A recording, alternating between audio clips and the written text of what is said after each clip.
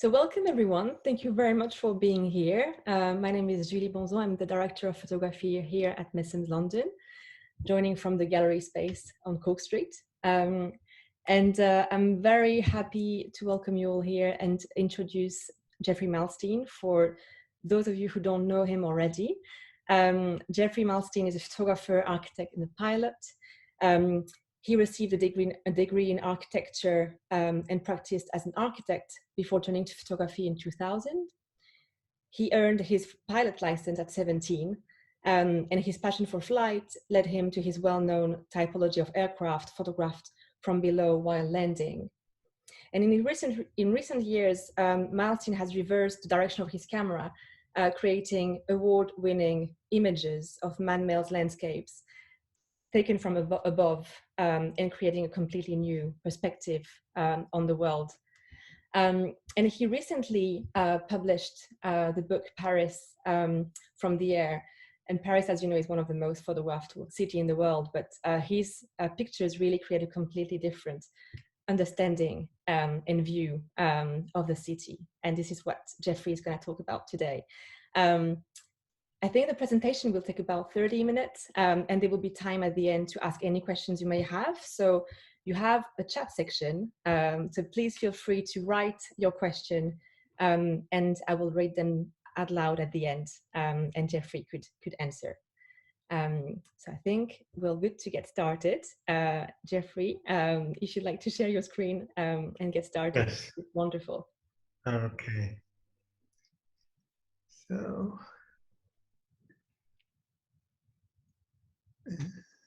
play from start. Okay. So let me make an adjustment here. Okay. So anyway, welcome everybody, and thank you for inviting me to speak about my new book. As Julie mentioned, photography is my third career.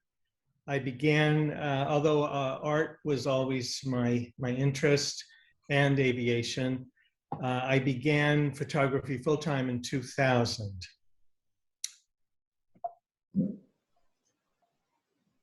Okay.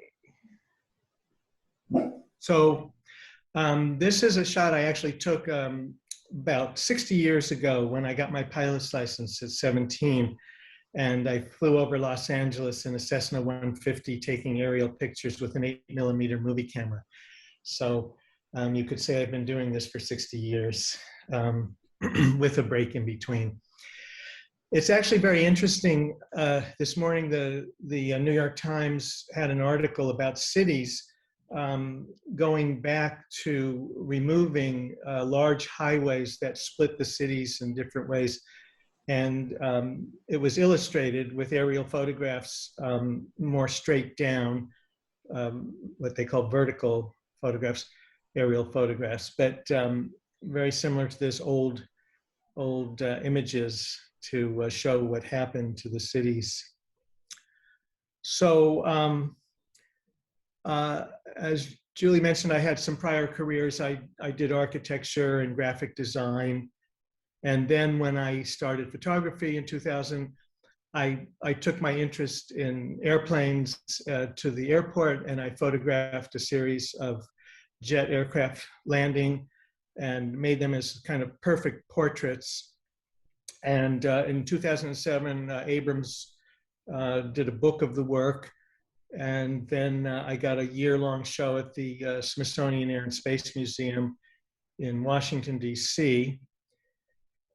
And one of the things that has always kind of set my work apart is I like to shoot with the highest resolution cameras that are currently available and the best equipment. And these were all shot with a Contax medium format camera with the best size zoom lens that's ever been made. So after the aircraft, I did a series of giant cruise ships from the air, which kind of reflect the idea of the aircraft, only now I got back into the air to do that. And I began to want to shoot aerials again about 8 years ago. So this is a little helicopter I fly out of New Jersey. It's a Schweitzer 300. It's gas powered, very small, very light, very maneuverable. And we take the door off and I just have a seatbelt on. I mention this because when it comes to Europe, especially Paris, you can't do anything quite like this. So I did a series of photographs of LA and New York, my two, where I grew up and where I live now, my two cities. This is Coney Island. And in 2017, Thames and Hudson published LA, New York, my photographs of Los Angeles and New York. And this book actually helped me get permission to fly over Paris. As I'll tell you in a bit, you can't fly over Paris normally. So when I applied to fly over Paris, I was handed this map, and the yellow area is within the ring road of Paris. And they said, you can't fly there, nobody flies there, it's impossible. But because I wanted to take straight down pictures, I said, you know, I really need to fly over Paris. They said, well, you can make an application, it costs 500 euros just to apply. It takes 3 months for them to review it, and you probably won't get it. But I said, let's do it. And so I gave them my book. As it happened, there's a show, actually it's on in Marseille now, called Civilization, the Way We Live Now, which features the top photographers from around the world. And I had work in the show. And around the same time, a French textbook company was asking to use my pictures because the rule is that it had to be in the public interest. So I tried to convince them it would be in the public interest. And after 3 months, they gave me 2 45-minute flights over Center Paris, which is almost unheard of. So I think there's been maybe 3 or 4 photographers in 50 years that have had that permission. So it was very exciting, and we planned ahead. This is actually the dossier that was produced by the helicopter company to get the permission from the prefect. The prefect police are the ones who decide if you can go. So here we are getting into the twin engine Eurocopter turbine, no small helicopters. They've got me in a body harness. I'm tied to the helicopter. I can lean out, the doors off. In this case, it opens. But they do not want you falling on any of their monuments. So this is my pilot, Felix, and we have a plan because we have to work really fast. And so we go off and we fly.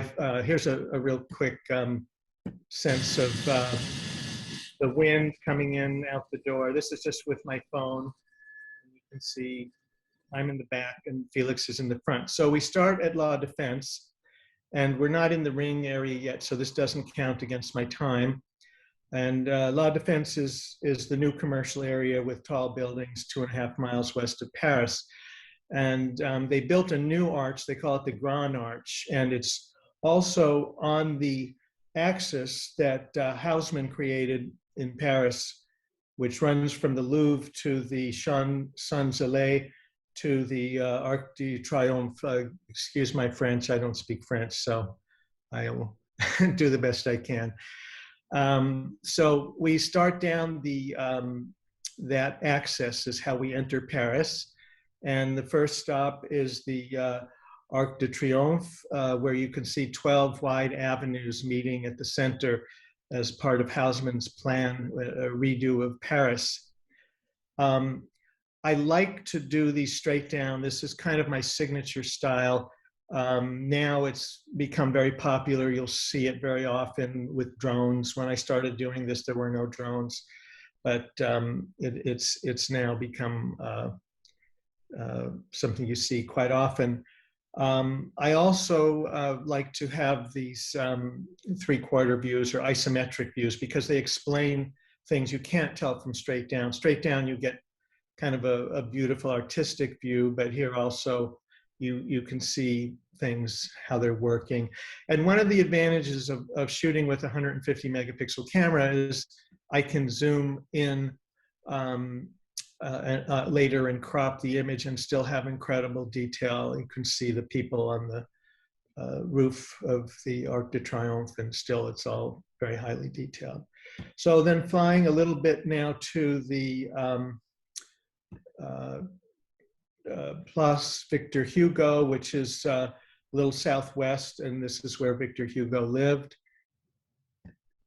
And then a little further south along the Seine is the Radio France. It's a round building built along the Seine. And then coming back to the east and looking back towards the Eiffel Tower. And then the Eiffel Tower from behind with backlighting, which is nice in this shot, where you can see the Trocadero Gardens connecting to the other side of the Eiffel Tower, the Champ de Mars Gardens. And this is the straight down view of the Trocadero. And then looking from the other side, kind of not completely straight down, but still kind of symmetrical. If not straight down, I like symmetry. You'll see that in my pictures a lot, and a detail of the tower. And then to the other side is the Champ de Mars, which is a garden where now is a garden, but at one time there were the soldiers drilled there. Up to 10,000 soldiers would drill there. And here you can see, looking to the south towards the along the Champ de Mars, is the France's elite military academy, the École Militaire, created by Louis the 15th in 1750. And then looking a little bit more to the east is Les Invalides, and this is this was established by Louis XIV as a hospital and retirement home for the wounded veterans. And I love the architectural design of this. It's the symmetry, and then the church dome in the center, which gives it a wonderful kind of geometry.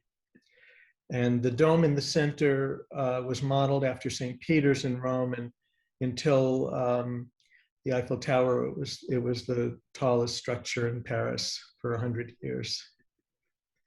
And then across the river to the northeast is the Grand Palais, which was built for the 1900 Universal Exposition. It's a beautiful building with a steel and glass roof. This is a detail where you can see through the roof. And they hold the Paris Photo there, which has been held there for many years, although it's undergoing a renovation, and so it won't be there for the next year. And then looking west, the sun just happened to be setting along the Champs-Élysées, and you can see all the way to La Défense and the Arc de Triomphe to the Tuileries Garden. And this has a very nice quality with the way the sun is right down the avenue. And then looking to the north, the Tuileries Gardens in the summer with the Ferris wheel. And then straight down onto the Louvre from straight above. You can see the river, this relationship to the river and the Tuileries Gardens. And then the detail of the pyramid that I.M. Pei designed and was built in 1988. And you can see the long shadow coming straight down. It goes right to the entrance of the Louvre. And there's little dots there with long shadows. Those are people. So you can get some sense of the scale. And then looking east, you can see the Louvre in the right corner, the Palace Royal to the left, and in the upper left is Les Halles. This is a straight down of the Palace Royal. It's a simple, elegant garden. Surrounding the garden are arcaded walkways with fashionable shops. And here is a detail of the fountain in the middle and people sitting around it. And then Les Halles, which began in the 12th century as a market, it's still a commercial and now a transportation hub. And the round building at the top was originally the Commodities Exchange, and it's become a museum, which is actually just opening. A wealthy French banker is putting his collection in there.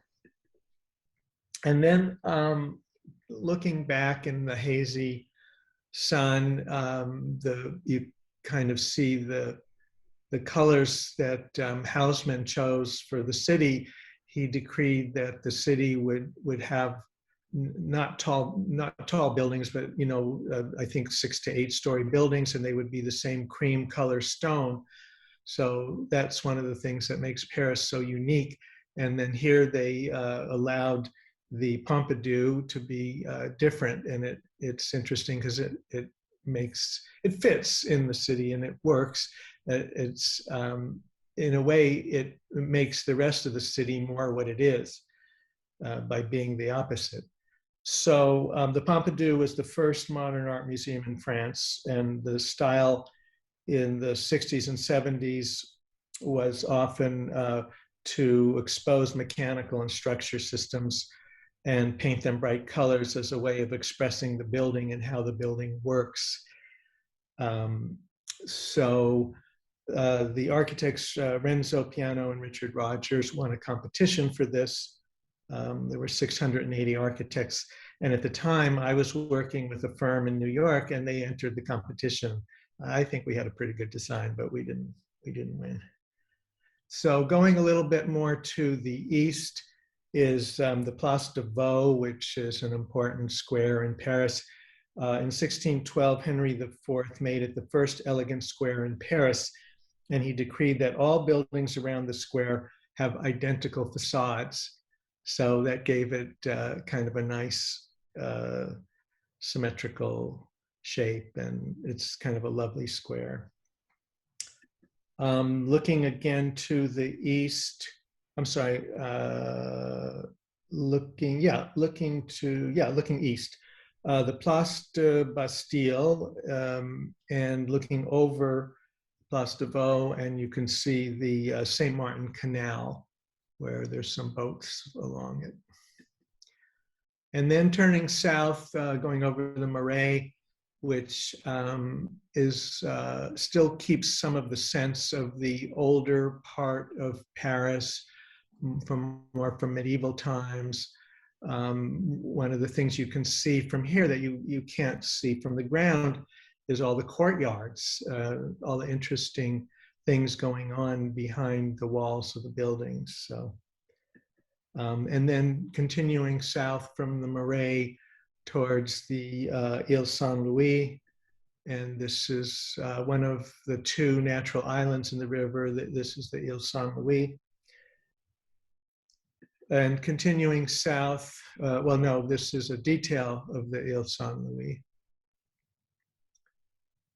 And then continuing south to the left bank, which is considered the more intellectual side of the river. And the universities are here. The Sorbonne, one of the Sorbonne campuses is here. And one of the things I discovered only later after looking at the pictures was that there are courtyards decorated by various artists in this part of the Sorbonne.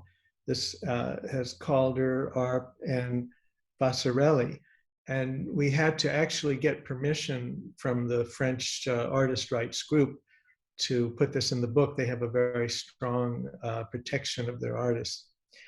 And then flying a little bit to the west, the Pantheon and some more library and university buildings. And I like to fly in the last hour of the sun. And of course, the sun sets fairly quickly, so you're pretty limited on how you get that time, but that's my preferred time, and you have to move quickly to get everything in that time. So this is further west of Luxembourg Gardens, 50 acres of gardens here in the city. And I like the way it integrates into the city. And there's the palace in the center. A detail of the palace. In 1612, Marie de Medici had this grand palace designed after the Pitti Palace in Florence because she missed Florence. And the French Senate still meets in that building. And then moving a little bit west to the Montparnasse Tower. Now, Paris is pretty much all one height, but they did allow this tower. It's 689 feet high and it's become generally reviled. And I've heard it referred to as the box left behind when the Eiffel Tower was delivered. So next to that tower is the Montparnasse train station. And the over part of the station, they've put park and recreation, tennis courts. And then flying more to the north and crossing back over the Seine, you can see the other island, the Ile du Cité, a little bit of Notre Dame, which you can see right here. You may notice that I don't have Notre Dame pictures from the air, and that's because Notre Dame was covered with scaffolding and tarps as it's being repaired. And part of the arrangement to get permission was that I not photograph the church. So that isn't in the book. And then moving a little bit to the north, we get into the area where you can see more of the Haussmann kind of style of grand avenues connecting parks and monuments. And to the left is Madeleine, and to the right is Place Vendôme. Straight down on Place Vendôme. And then a isometric view where you can see that Mansart designed the matching facades, and the statue of Napoleon on the top of the column, which you can't see, but I'm told he's there. The Madeleine was designed in the style of a Roman Catholic church, and it's built in the style, rather, of a Roman temple. It's a Roman Catholic church built in the style of a Roman temple. It's huge inside. And then northeast of that, Paris Opera, called the Palace Garnier, named after its architect, Charles Garnier. It was built in 1875. And it has beautiful ceilings inside, and the spaces are amazing.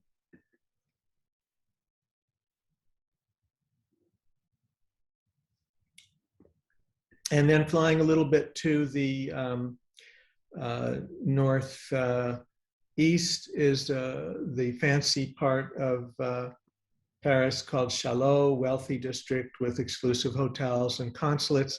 And again, I discovered a little thing going on right here, which is an airplane hanging in a courtyard, which I found later. So I did a little research and found it's in the Hotel Peninsula, which is a 1908 historic hotel. And this is a replica of a French biplane called the White Bird. It disappeared in 1927 in a Paris to New York attempted flight. If they succeeded, they would have bested Lindbergh. It's hanging in the courtyard by the restaurant of that name, White Bird. And then to the northeast, Sacré-Cœur, overlooking the city in the Montmartre district, and many of the Parisian artists lived here, Monet, Renoir, and Picasso. A little bit more to the east is the Gare du Nord, I think the most busy train station in Paris. And then we go back, we land, and we take another flight, which doesn't count against my time because we circle the city and go out to Charles de Gaulle. And here it's Terminal 2, and there's this long axis highway that connects And so this is, again, perfect for my preferred symmetrical style. And the light was, sun was just hitting over the horizon at this moment. So the soft kind of purpley colors. I like this shot looking down because you see the three most popular type of aircraft right now, the jumbo plane, and then a Boeing 787, and then a small 737, like the Airbus A320, and you can see just how they relate in size to each other. Kind of interesting. And then the first terminal was the round Terminal 1, and in the center are these moving walkways, which you have to struggle with your luggage because they go up at a steep angle.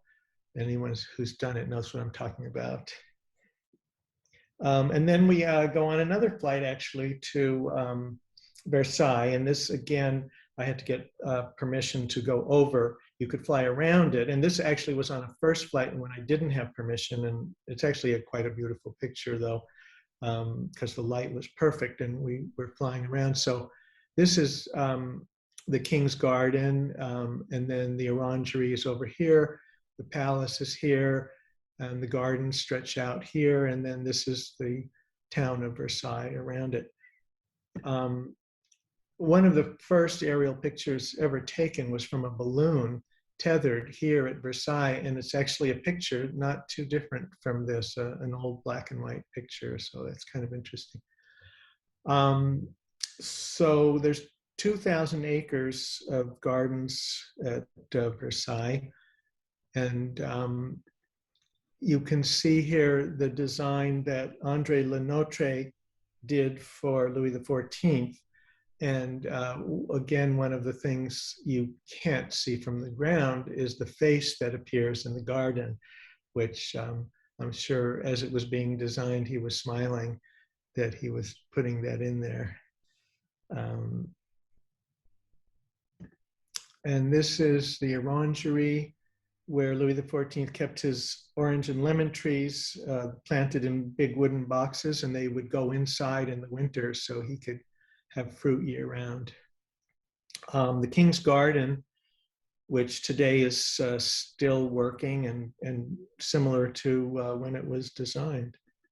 The Grand Canal, which is in the shape of a cross.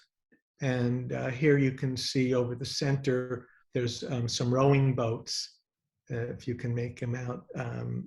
One is right here. So you get some sense of the scale. And then off to one side of the Grand Canal is the Trianon. It's a smaller palace and gardens that Louis built to get away from the bigger palace that he built to get away from Paris. And then I got one more flight back to Versailles in the fall, when the colors were warm, and I asked would they turn the lights on for me at night. I wanted to get a night shot, and they agreed, which they said they'd never done before for an outside photographer. So they turned on the building lights, and this is the final shot from the book. Wow. Wow. Thank you so much, Jeffrey. It's amazing. I feel like I've traveled with you, and I haven't traveled for so long. It just feels amazing to see those photographs. Thank you very, very much. I've seen Sure. there are two questions already, but before we open up to the Q&A, I just wanted to ask you just a couple of questions, if I may, about your practice, which is so extraordinary. And I mean, from your perspective as an architect, photographing then all of those buildings from above, how did your perspective on cities changed when you started seeing them from above? Well, the thing you would see is how things connect, and also how they formed. Like, why does the city begin where it is? Well, usually it's around a river or port, or maybe it's, you know, something at the base of a mountain or something. So you have the, like, why did it happen here. In some cases, it was farmland, and so it was fertile, and then you see how it grows, and how roads begin, and the trains come, and where do they put the airport, and then how does the airport connect? So you get a kind of a sense of, almost sociologically, of how people relate and what they do, and how things grow. So, and and also the things you can't see from the ground, like the face Lenotre put, or things you can see in places that are off limits to you. Like very fancy, expensive houses. You can see what's in their backyard. Yes, and I mean, looking at how perfectly, symmetrical and organized and composed those images are, and thinking about the video clip you just showed where you are in this helicopter, like moving, and how did you compose those pictures from Oh, yes. this, this, Well, this is quite insane. I didn't mention, one of the things I require from the helicopter pilot is that they make steep turns. And while they're doing that, like, 60-degree banks, I'm leaning out, and as it's circling, I'm waiting to line things up and get the right shot. Now, I've been doing it now for 8 years, and so every time is a practice shot, and you get better and better. But I also, a lot of them are not so good, and I don't use them. But if I can get the one shot, that's what counts. Wow. And I'm just gonna check we have a few questions. Let me just, okay. I'm gonna read them out loud one by one. The first one is, was symmetry reflected in your designs as an architect? And do you think that Zaha Hadid would have focused on the same perspective? Well, Zaha Hadid, hers is very organic, and I don't think of it as symmetrical. I think sometimes in my work, when it makes sense, I would use symmetry, but I also believe that form follows function. So I wouldn't force something, but there is something nice about it in a plan. It looks good, it feels good, and there's some architects that really, really, emphasize that, like maybe Philip Johnson. But I like it as we our universe is made up of certain shapes, round often.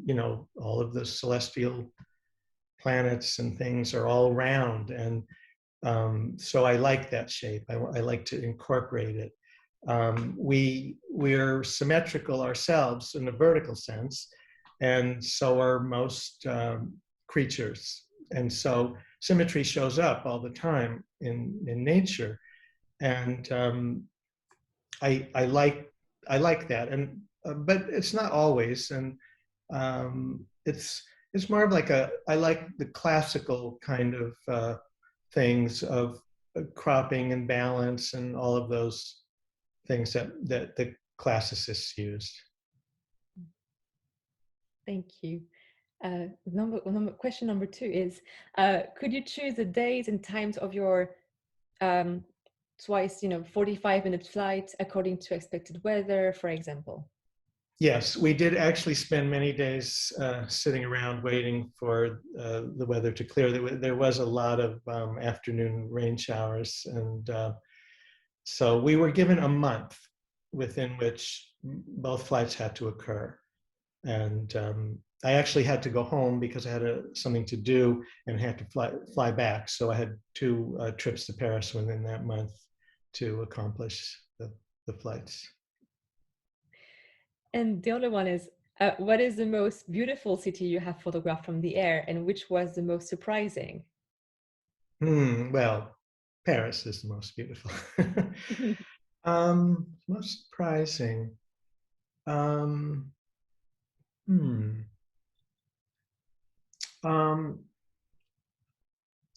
don't know that I have a most surprising, because I don't just go. I study the maps, and I study Google Earth, and so. But I found surprises within the city. In Los Angeles, there's a wonderful housing development called Park La Brea. And I just happened to discover it by flying over it. And I did a whole series because it was actually made by Metropolitan Life were the people who developed it, but they were Masons and they used Masonic geometry. And so there's a great symmetry to the whole layout, which was perfect for me. And if you go to my website under Los Angeles, you can see some of those photos. So that was a great discovery that I just came across. And do you have any plans for other cities, for example, London? Yes, I've had 2 flights over London, and London is not so hard to get flights over. And I'm thinking of going back, doing some more there, and making a London book, yes. And we have a lovely comment saying, wonderful images by the most qualified photographer to take them, and your descriptions made for a fabulous tour of Paris. I completely agree.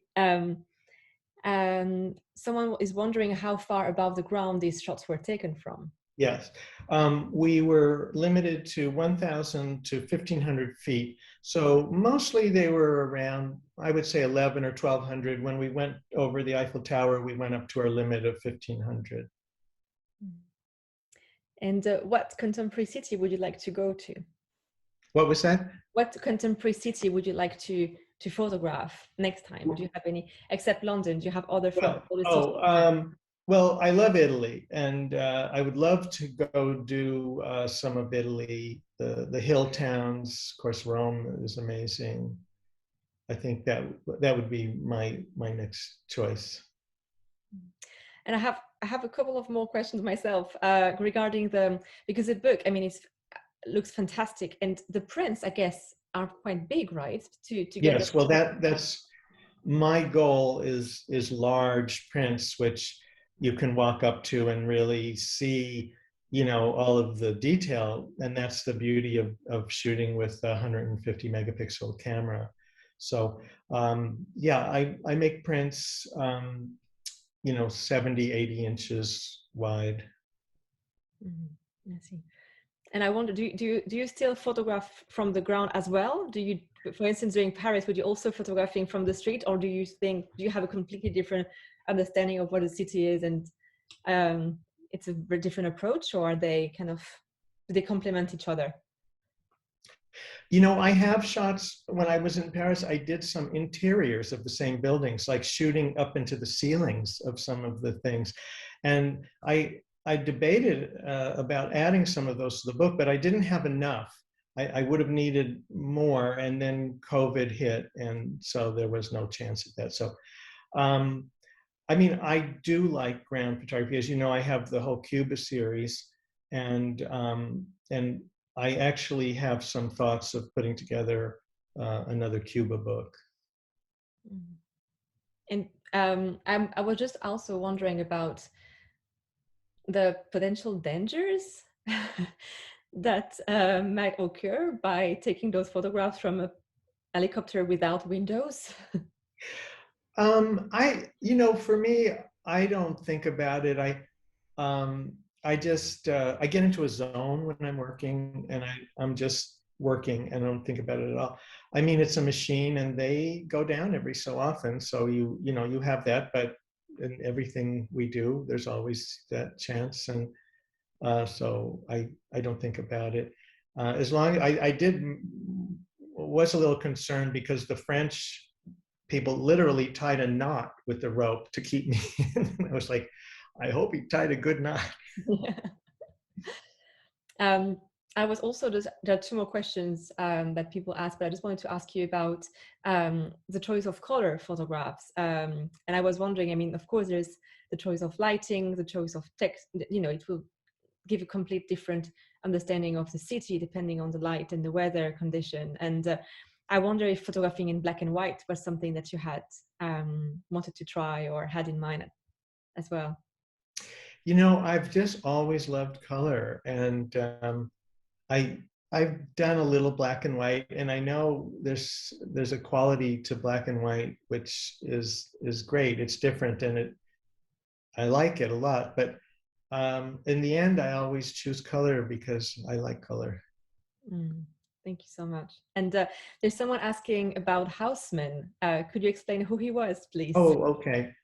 So in the 1800s, Paris was a lot of hovels, and there was no sanitation, and there was not running water, and so Haussmann was brought in um, to redesign Paris, and so he came up with a plan for I mean, it was an amazing, completely renovation of a city that's rarely ever been done, and that's why Paris today is so beautiful and uniform. And he created these grand avenues with trees and made it so the buildings could not be so tall to block the light. And he even designed park benches and street lights, and decreed that the buildings would use the same kind of sand color stone. So that's how Paris ended up looking kind of how it is. Thank you. There's someone asking if you would like to go to Australia. Oh, I've been to Australia actually, but it was before I was doing any aerial. I did a series of black boxes from aircraft crashes, and the Australians were kind enough to let me come and photograph their collection. So no, I mean, you could find wonderful things to photograph anywhere from the air. But there's a lot of competition today from all these kids with drones. Oh, yeah. I didn't think about that. Yeah. What do you think about that?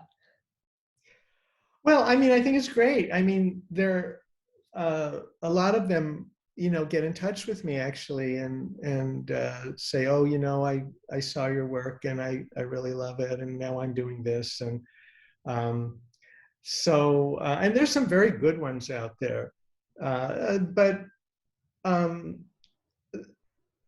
the drones, you can make good pictures for the internet, and maybe pictures up to 30, 40 inches, but you can't make the large pictures that I like to make with them. So but I bought a drone. I'm playing with it. Um, so another question is there any likelihood that your photos from this book will be available to view in an exhibition? Well, yes, there was actually an exhibition here in Woodstock by my New York gallery, who opened up a pop-up gallery here. As COVID ends, I'm sure that there'll be some exhibitions. I think my LA gallery wants to do something, and who knows, maybe Messams will do something. Yeah, keep an eye on the Messams website. And someone is saying that you seem to like symmetry a lot, and have you always worked this way? Well, my first career as an architect, yes, I did like symmetry even in that career, and then when I started photography, and even before that, doing graphic design. Yeah, I think I gravitate toward a sort of symmetry and balance, and elegance and design. Yeah. And okay, there are two more questions, and then were you inspired in your style by Jan artist Bertrand Ariel photos of the planet? Oh yeah, I love his work. He's terrific, and he's one of the other photographers that got permission to go over Paris. In fact, Versailles said to me in an email that when they gave me permissions, they said the last time we gave permission was to Bertrand 20 years ago.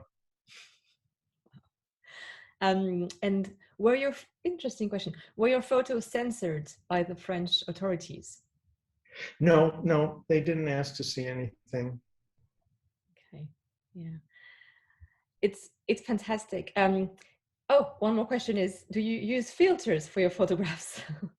No, because you don't have to anymore with all of the post-production on the computer. I mean, I used to filter, I have a drawer full of filters. I don't use them anymore. Yeah. The beauty of digital. Yeah, yeah.